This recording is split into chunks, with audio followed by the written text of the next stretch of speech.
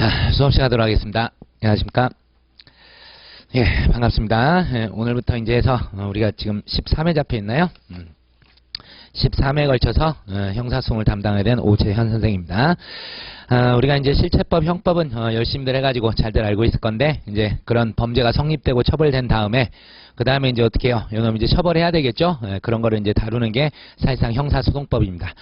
형사소송법은 이제 민사소송에 비해서는 상당히 편합니다.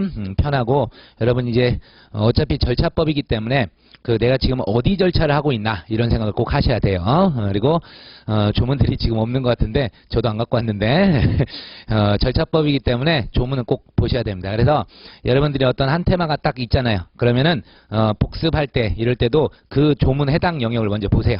쭉쭉 읽어보시고 그 다음에 책을 보세요. 그래서 책을 보면서 이제 이게 이 얘기구나 이렇게 다시 한번 체크들을 하셔야 됩니다.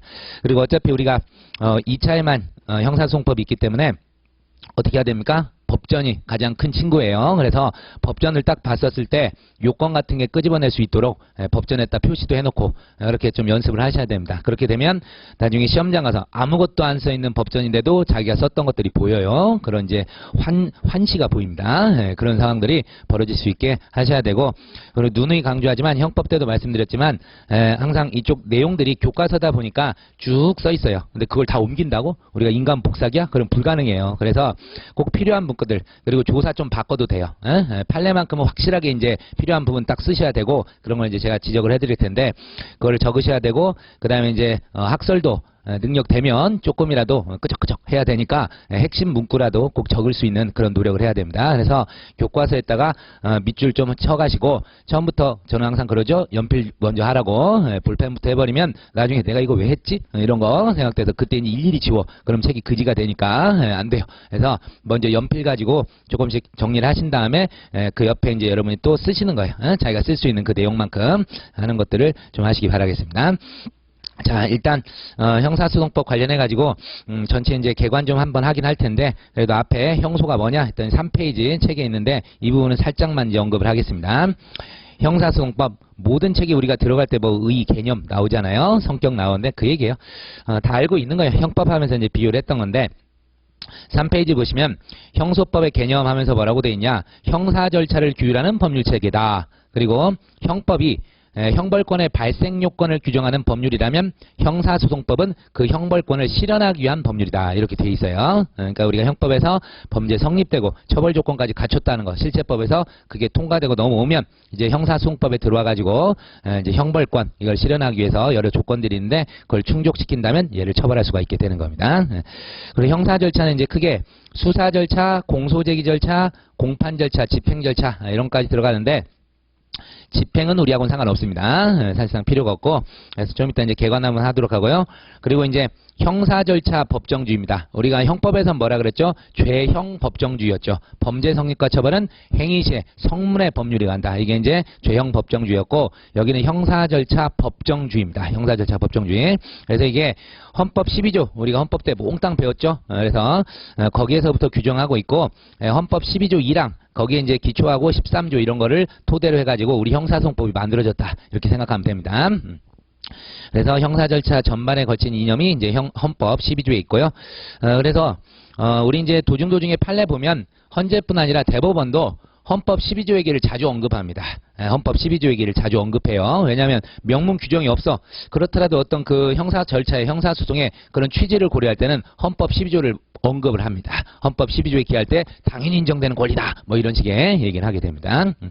그 형사소송법 당연히 절차법이죠. 그리고 공법이고 사법법이다. 이런 뭐 시험은 전혀 관계없습니다. 그런 게 있다 치고, 자, 그래서 일단 전체 개관을 한번 해보면 말씀드린 대로 맨 처음에 이제 수사 절차부터 개시가 되죠. 수사부터 딱 하게 되는 겁니다. 수사 절차가 있더라. 근데 수사 절차 이전 단계가 나오는 게 내사 단계라는 것도 있긴 있어요. 내사 단계. 내사 단계가 있는데, 내사는 뭐냐면 풍문 뭐 이런 게 있어요. 그래가지고 저거 한번 알아봐야겠네. 그런 단계고, 거기서 조사받는 사람을 피내사자 이렇게 일단 언급을 합니다. 피내사자. 근데 말씀드리지만 이 피내사자는 아직 피의자가 아니에요. 피의자가 아니기 때문에 각종 헌법이나 형소법상의 절차 보장을 받을 수 없어요. 절차 보장을 받을 수가 없습니다. 그냥 쉽게 해서 저기 뭐 관악경찰서 뭐 수사과 뭐 누굽니다. 혹시 필요하신 거 있으시면 저희가 조금 뭐 문제될 게 있어서 그런데 언제 한번 나와주시면 되게 감사하겠습니다. 이런 거예요. 그러면 못 나가겠 그럼 저희가 갈게요. 가서 이제 이것저것 물어보고 이런 걸 할 수가 있는 게 이제 피내사 단계. 근데 말씀드린 대로 헌법이나 형소법상의 절차 보장이 없어요. 진술거부권 이런 게 없어요. 현재 이런 게 없어. 자, 그런 다음에 도중에서 얼레리 저 자식이 아무래도 범죄를 저지른 게 맞는 것 같네 라 그래서 주관적 혐의 이거를 갖게 되면 기본적으로 우리는 사건을 수사를 인지하게 됩니다. 인지라 그래요. 인지. 그래서 밑에 이제 수사기관 중에 사법경찰관이나 사법경찰리 이런 사람들은 얼른 검사한테 보내야 돼서 인지보고서 이거를 작성하게 되고 검사는 인지 그냥 작성하면 되는 거예요. 자기가 스스로. 그래서 형식적으로는 인지보고서 이거를 이제 작성했을 때 작성이라고 쓸까요? 인지보고서 작성 이걸 하게 되면 그때부터는 뭐가 들어가는가요? 수사가 개시되는 겁니다. 수사가 개시되는 건데 어떤 상황들이 벌어졌냐면 아까 말씀드린 대로 피내사 단계에선 이런 절차 보장이 없죠. 그러다 보니까 수사기관들도 편해 안 편해. 굳이 뭐 진술보고 이런 거 할 것도 없고 얘기해요. 하고 막 영상 녹화 이런 거 없단 말이야. 그러니까 그냥 막 할 수가 있어요. 그래서 그거를 이용해서 하는 인간들이 막 생겼단 말이에요. 그래서 우리 대법원이 원래 이걸 뒤에서 써야 되는데 썼는데 야 니들 자꾸 그렇게 우회적 편법적으로 그 짓 하는데 하지마 얘기하면서 주관적 혐의를 니들이 갖게 되면 아직 인지보고서를 형식적으로 작성하지 않아도 수사 있는 걸로 보겠다. 이렇게 되는 겁니다. 그러니까 어떻게 돼요? 주관적 혐의를 갖고 피내사자처럼 해가지고 각종 뭐 이것저것 뭐 서류도 만들고 그래요. 그럼 우리 판례가 뭐라 그랬어요? 이미 수사 이유다. 또 진술거부권 고지해서 안 했는데요. 다 날려. 이렇게 되는 거예요. 이미 수사가 들어와 버리면 이제부터는 뭐요? 피의자 신문이 드는 거라고요. 피의자에게는 가장 중요한 게 일단 진술거부권이라든가 변호인 선임할 권리 이런 거 고지를 다 해줘야 된다고. 근데 그런 걸 말 안 한 채로 다 조사 들어갔고 거기서 뭐 이때는 피신조서란 말을 쓸 수가 없죠. 이제 뭐 서류를 작성했어. 이런 거 다 뭘로 봐버린다고? 피의자 신문조서로 봐버려요. 그래서 각종 절차 보장을 못 받은 채로 작성된 건 다 휴지통에 던져버리라는 거죠. 그런 게 뭐다? 위법 수집 증거 배제 법칙 이런 게 나오게 됩니다. 어쨌든 내사 단계에서 이제 수사 절차 들어가는 게 형식적으로는 인지 보고서 작성이지만 실질설 우리 판례가 취하고 있습니다. 판례 실질설에 따라서 주관적 혐의만 갖게 돼도 이때부터는 수사로 보겠다. 이렇게 가는 겁니다. 그래서 이제 여기에 들어와서부터 각종 이제 피의자로서의 절차 보장 등이 이제 이루어지게 되는 겁니다. 자, 그런 다음에 수사를 쭉 해가지고 검사가 딱 봤었을 때 괜찮네 해서 공소 제기를 할 수가 있겠죠. 공소 제기를 하게 되면 자, 이제부터 공판 절차가 진행되게 됩니다. 그러면 이제 이 피의자가 누구로 바뀌게 되죠? 피고인이 되는 겁니다. 왜? 공소제기가 뭐예요? 우리가 이제 소추조건 그런 얘기 많이 들었죠? 그래서 소를 구해서 처벌을 구한다 이거예요. 그러니까 얘는 어떻게 돼요? 소구되네요. 소구되네. 그래서 검사에 의해서 법정에 고발되네, 고소되네 이렇게 생각을 하시면 됩니다. 그래서 피고인 이런 식으로 바뀌게 되는 겁니다. 그런데 이제 제대로 수사 이루어져가지고 혐의까지 최대 증거도 다 확보가 돼. 그러면 이제 공소제기를 가는데 만약에 아이씨 이거 혐의 잡기도 어렵고 증거도 불충분하네. 아이씨 안되겠다 해서 가는 게 바로 뭐죠? 불기소 처분이 되는 겁니다. 불기소 처분. 불기소 처분. 여기에는 뭐 여러 가지 종류가 있죠. 우리가 헌법 때도 배웠었던 거 있잖아요. 광의로 봤을 때는 뭐 기소유예도 되고 그 외에도 혐의 없음 죄료되지 않은 뭐 이런 거 공소권 없음 이런 것 등이 여기에 들어가게 됩니다. 그래서 불기소 처분으로 끝날 수도 있고. 자, 근데 불기소 처분에 대해서는 우리가 이제 이런 말 많이 들어봤죠. 일사부재리효 또는 뭐 같이 섞어서도 상관없습니다. 기판력 이런 게 있어요, 없어요? 없어요. 없기 때문에 불기소했다 하더라도 도중에 뭐예요? 새로운 혐의가 나왔다든가 새로운 증거가 나오면 다시 어떻게 할 수 있어요? 공소제기 가능합니다. 불기소 처분은 종국적이고 뭐 확정적인 그런 게 아니에요. 알겠죠? 그래서 일단은 우리가 자신 없어. 그냥 없는 걸로 하자. 이렇게 되는 것 뿐입니다. 근데 이제 경우에 따라서는 충분히 얘를 기소해가지고 처벌을 했으면 좋겠는데도 검사가 하지 않아. 그래서 이제 이 불기소 처분에 대해서 나오는 게 이제 불복 방법 이런 것 등이 이제 문제가 되겠죠. 불복 방법. 우리가 알고 있는 불복 방법이 뭐가 있죠?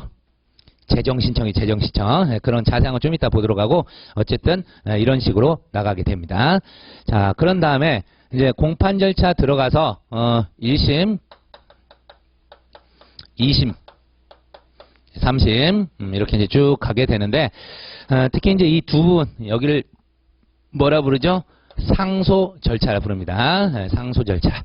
상소 절차라 그래가지고 유독 우리들이 좀 약해. 이쪽 동네가 1심까지는 잘 알아. 근데 이쪽에 들어가면 유독 약해진다.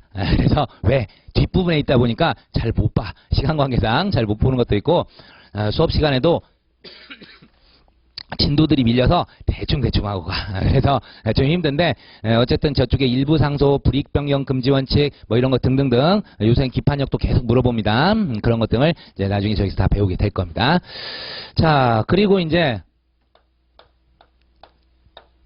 유죄가 확정이 돼 버리죠. 결론적으로 이제 유죄가 확정이 돼 버립니다. 유죄가 확정되면 여기서는 아까 여기 썼던 뭐가 발생하죠? 일사부재리효 또는 이제 기판력 얘가 작동을 해버립니다. 건드릴 수 있어요, 없어요? 원칙적으로 건드릴 수가 없습니다. 건드릴 수가 없어서 이렇게 일사부재리효 기판력이 작용하는 유죄 확정 판결에 대해서 다시 공소제기가 있어버리면 어떻게 되는 겁니까? 공소제기가 있으면 우리 형사소송법 326조에서 면소 판결 사유로 1호에 그렇게 돼 있어요. 확정 판결이 있었던 범죄에 대해서 다시 공소제기가 있었을 때 이게 이제 면소 판결이 되는 겁니다. 그래서 이제 유죄 확정이 될 수도 있고 도중에 어떻게 되는 거요?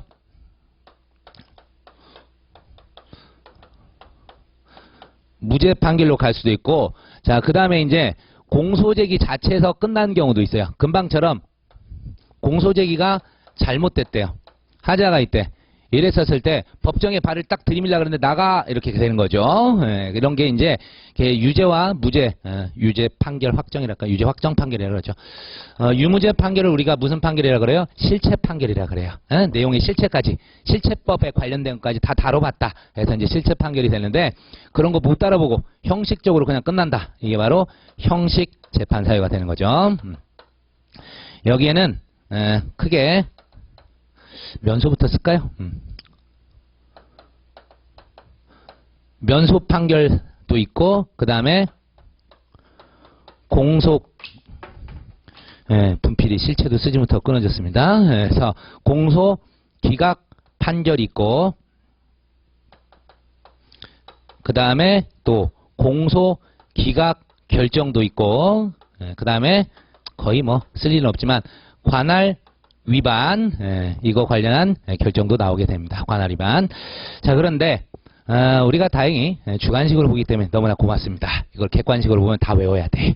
면소 사유, 공소기각 판결 사유, 공기결 사유, 뭐 관할 위반 이런 거. 근데 관할 위반 됐고 이제 이 위에 사유도 다 외웠어야 되는데 우리에게는 법전이란 게 있습니다. 그래서 다행히 되는 거고. 그래서 찾아갈 줄 알아야 돼요. 조문이 그 동네 다 있어. 325조, 26조, 27조 이거 28인가? 확신이 없어. 하여튼 뭐 그런 식으로 쭉 가게 됩니다. 그쪽 동네를 이제 찾을 줄만 알면 되는 거예요. 그래서 이렇게 가게 된다. 그리고 이제 우리가 이제 되게 유명하게 다루는 게 있는데 유명하게 다루는 게 자, 일단 이 둘을 무슨 심이라 그러죠? 우리가 1심과 2심까지 합쳐서 얘들을 사실심이라 그러죠? 사실심이라 그런다. 그리고 대법원은 당연히 법률심이죠. 법률심. 그래서 사실상 뭐 변론이라던가 기타 어떤 거 뭐 사실인정 뭐 이런 거 관련된 거 또 증거 금방 중요한 얘기가 갑자기 나왔네. 증거 이런 것들을 다 사실심에서 다투는데 사실상 어디에서 1심에서 이제 그런 걸 대부분 하게 되는데 2심에서도 오긴 오는데 어쨌든 여기에서요. 나중에 자세히 보겠지만 증거조사 같은 걸 여기에서 다 합니다. 증거 관련해서. 그래서 여기서 이제 제대로 된 증거가 나왔었을 때는 당연히 법정에서 사용을 하게 돼요. 그래서 증거 체부 결정을 해서 채택을 할 수도 있고 그 다음에 어떻게 돼요? 이제 채택을 하지 않을 수도 있게 되는 겁니다. 체부 결정을 하게 되는데 자 이제 이때 나오는 게 바로 뭐예요? 그 유명한 증거 법칙들이 이제 여기에서 나오게 되는 거예요. 그래서 증거 조사를 거쳐 가지고 적법한 절차에 따른 증거라면 얘는 당연히 유죄인정 증거 사용이 되죠. 하지만 적법한 절차 이런 게 아니라 위법한 절차에 따른 이제 증거다. 이렇게 돼버리면 유죄인정 증거로 사용할 수가 없게 되겠죠. 그래서 이제 위법한 절차에 따른 증거 관련해서 이제 주로 문제되는 게